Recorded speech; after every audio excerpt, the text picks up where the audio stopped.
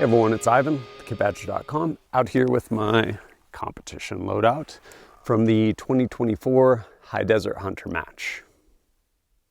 This match is part of the NRL Hunter series, National Rifle League, I want to say. And basically it's a match grounded more in reality than say like PRS. So the idea of getting away from just really heavy guns that don't recoil and more field conditions and skills kind of applicable to hunting. This was the very first one I did. Ended up bringing what I brought, and yeah, largely it did a pretty good job for me. We'll start just kind of clothing layers, stuff like that. Bottom up. I was using these right here. These are my Lems. These are the Primal Zen. I like them. Simple, zero drop. I will say they're basically mesh, which is really nice. Except when you're walking in moon dust, basically by the end of it, your shoes are full of moon dust. There was a bunch of kind of like little cactus and like tumbleweeds and stuff out there. These did fine. Never ended up kicking any or getting a bunch of stickers in them, but yeah, did good. And up from there, two different pants, largely the same. One, these I'm wearing, and these other ones here. These are by Prometheus Design Werx, two different materials. They are both their like Raider cut. And reason I wore them, I had another pair of pants that I brought from Beyond, which had zippered pockets, but the way I shot this stuff, I ended up using pockets a lot because you had to have everything on you and stowed. And so in my back pocket, I actually kept my rifle magazine, front pocket, ended up keeping my rangefinder, and when I went up, I would get stuff set up, pull my rangefinder out, get my ranges. Then when I went to go shoot, I'd just pull the magazine out of my back pocket, and yeah, largely just did good across the board. Weather. So kind of never know what you're gonna get. This was held up in Vernal, Utah. I don't know. Someplace in Utah with dinosaurs at one time. They have a pretty cool dinosaur museum there, I guess. And so I want to say last year there was like a ton of snow, so I brought everything.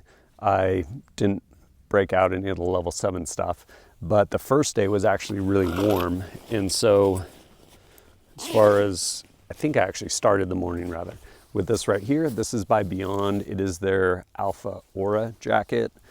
Really nice, really cozy to wear, and yeah, it's actually pretty warm. If the wind blows, which it really blew on day 2, not as warm, but it was still a warm day despite like sustained 20-25 mile an hour winds. So ended up wearing this on day 2. And while the morning was a little chilly on day 1, I think I started with this, and then very quickly, oh yeah, by the way, while this worked great, things not to do in it is lay down in stickers and sagebrush. I spent quite a while picking them out of this, but after it warmed up on day 1, and again, wore this pretty much all day, day 2. Once it warmed up on day 1, I ended up breaking out this right here, which is basically just a sun shirt. And it was really sunny and warm. Glad I wore this, kept the sun off me. Still got a little bit on my face, but yeah, did not get burned. And yeah, just long sleeve, lightweight sun shirt. Did really good for me. I also in here, don't think I ever actually broke it out, but had it in here just in case. This is basically a rain shell from Varusteleka over in Finland, and wasn't really concerned so much about rain, but I had it in there really honestly just in case it got cold, because this layer by here by Beyond, it's amazing right until the wind's blowing. Again, it was probably around like 60-65 degrees with that wind, and that kept me fine.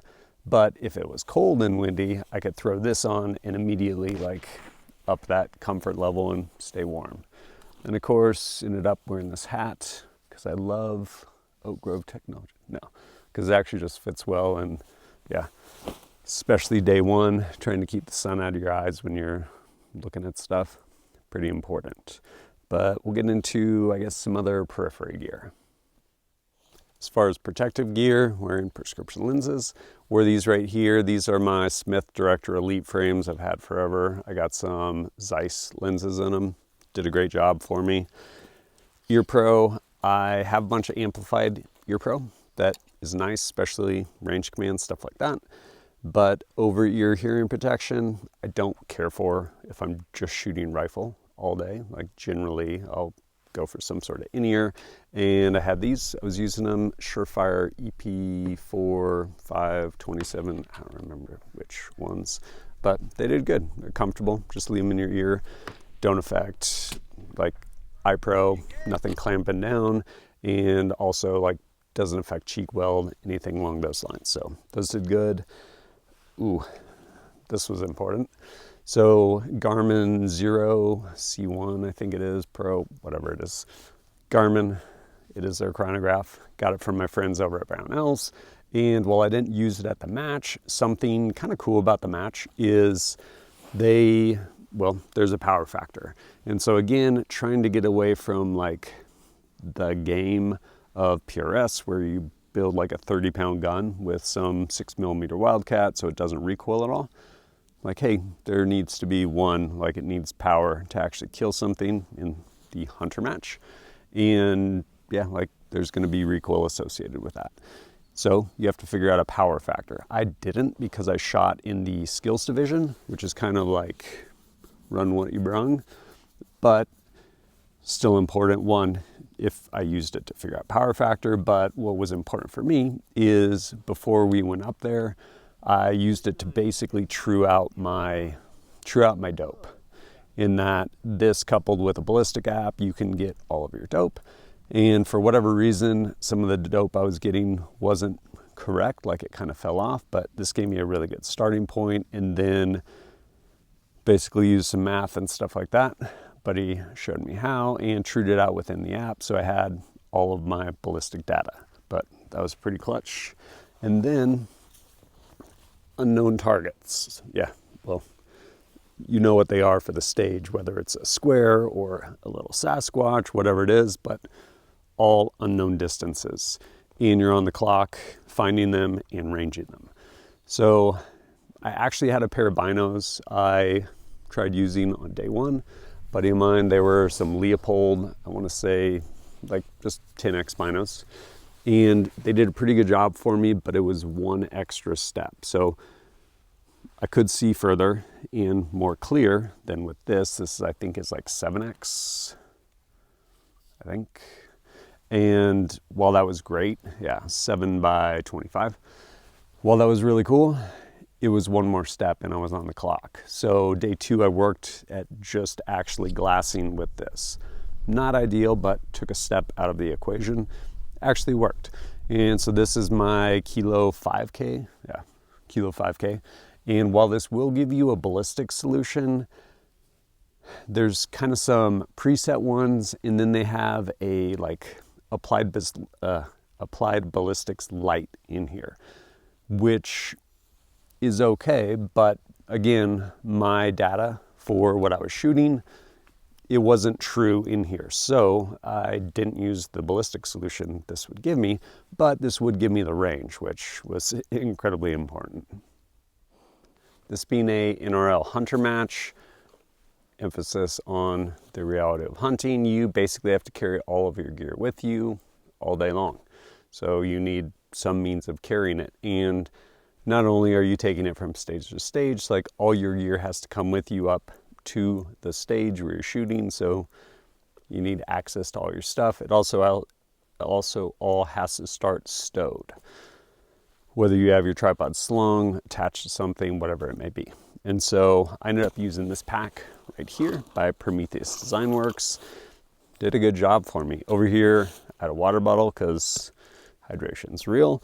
And then over on this side, using the straps that are on here, again, never cinched it down super tight. I kept my shooting tripod. And so sometimes I would run up to the stage, pull this thing out, and I would either leave it how it is right here as far as the height of the legs, or if I knew or just wanted it higher, I would of course take the legs out, twist, throw it out to whatever length. And then the ball head on this is actually pretty cool. It's this wheel right here. This is by Ultradyne, by the way, and that loosens it, tightens it. And yeah, there were definitely some stages where I actually shot off of it. You definitely needed a shooting tripod. Even if for no other reason, it really helped you to glass. The way the ranges are set up, there's basically a point where you needed glass, left and right lateral limits. And so you'd put this over the point, which would put you within kind of the range fan, and try and figure it out. As far as pouches and stuff like that on this backpack, not a ton of organizational stuff, but enough. This top pouch, I kept usually a box of ammo. I was shooting Hornady ELD match, 6 arc, 108 grain, and had more obviously inside my pack.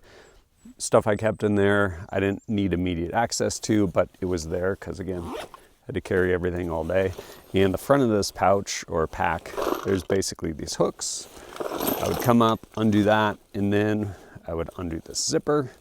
I kind of kept this cinched a little bit. Probably could have opened it up more, like so it wasn't cinched, but tons of moon dust. So tried to keep some of it out. So I'd usually run up to the where I was going to go on that stage, the glass, pull the tripod out, get that tripod set up, throw my pack down. Well, I had to throw my pack down to get my tripod, but then I would unzip this and pull out my shooting bag. PRS, things like that. Lots of time, like precision shooting, there's usually like 17 different shooting bags, the perfect one for every position. And with hunting, well, you're carrying all the stuff you're going to use, so I'm like, probably going to bring one that can do most of the things.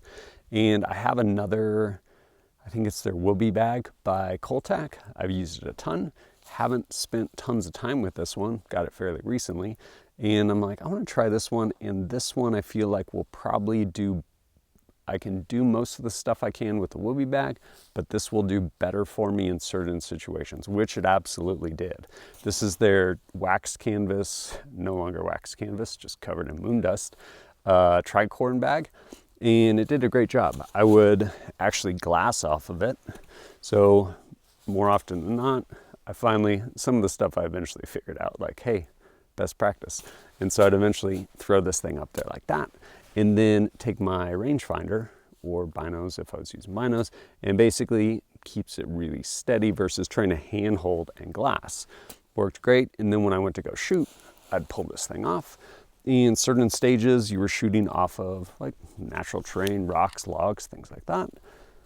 I would throw this down, create a good shooting position, and it worked well. Or depending, if I was shooting prone, I would actually set this up as basically however I needed it as a rear bag, and again, shoot prone. Did a good job for me. Beyond that, it's a backpack full of moon dust right now. And yeah, I kept those other layers in there. So day one, I had my sun shirt until I put that on, and then threw that jacket back into it. And I pretty much always had that rain shell down in there too. Of course, filming, I also had 2 other tripods and 2 other cameras, which was fun, basically carrying those. Fortunately, my buddies helped me carry them kind of stage to stage some. But yeah, that was that. We'll get into my gun. When it comes to NRL Hunter, if you are shooting in the main match, they have a couple different divisions. One needs to be a real cartridge, can't be some sort of wildcat, and it needs to meet power factor. So a round that you would actually hunt with, consequently there'll probably be some recoil. And so the stages are broken down. I want to say there's a production stage, like needs to be one of these production guns, can't really be modified much past that. And then they have a light and a heavy. So 12-pound gun or 16-pound gun. And when I say that weight, everything on it minus the magazine. So yeah, like a realistic hunting gun. Some of that stuff I want to say is pulled directly from different like fish and game rules. For example, here in Idaho, fish and game, you have to have, your gun can't weigh more than 16 pounds. So that's real. And how did I choose this setup? Actually, it was pretty simple. I said, what do I have ammo to actually shoot? And what do I still need to create content on? And I'm like, still need to do some reviews on some stuff and actually have some 6-ARC. So I ended up shooting this right here. This is my MiniFix by Q, and I have a carbon fiber proof barrel got from Tag Firearms with a actual 6-ARC bolt face. Got that bolt from Q, and pretty cool. Up here, because these barrels are actually tapered and threaded per Q's spec. This right here is the half Nelson direct thread. I love it because it never walks off, really nice. This right here is their Kickstand Bipod. I will say I need to figure out some solution with like a nylock or something, because I would tighten this down and then it would start to loosen, and sometimes it would get so loose that I'd run up on the stage, go to set this down, and want to fall over, and I have to retighten it. So got to figure that out. It largely did good though.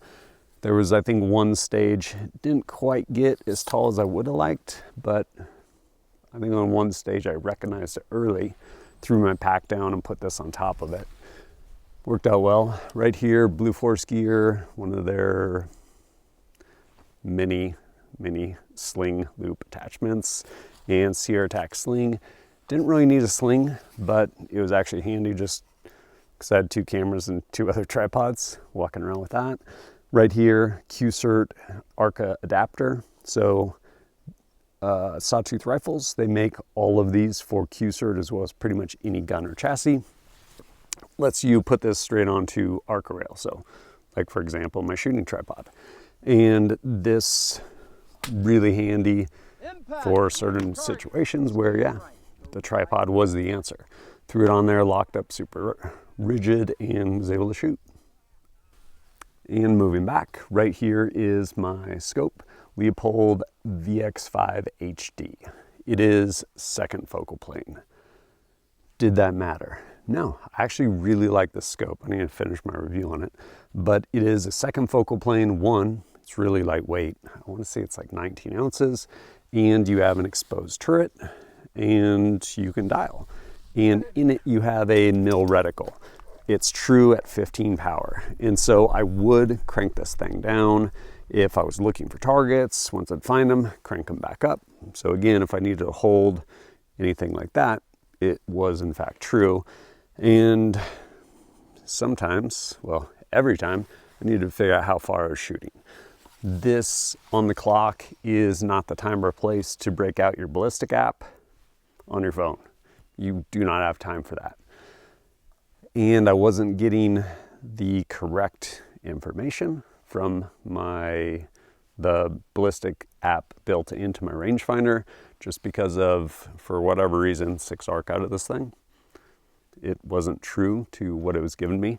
So trued it out in the Ballistic app, and then inside here, I have my homework. They're actually really cool little stickers from Sobchak Security, LLC, and they make them a couple different sizes, things like that. And it basically starts 200 yards going up to 850 yards at 50-yard increments.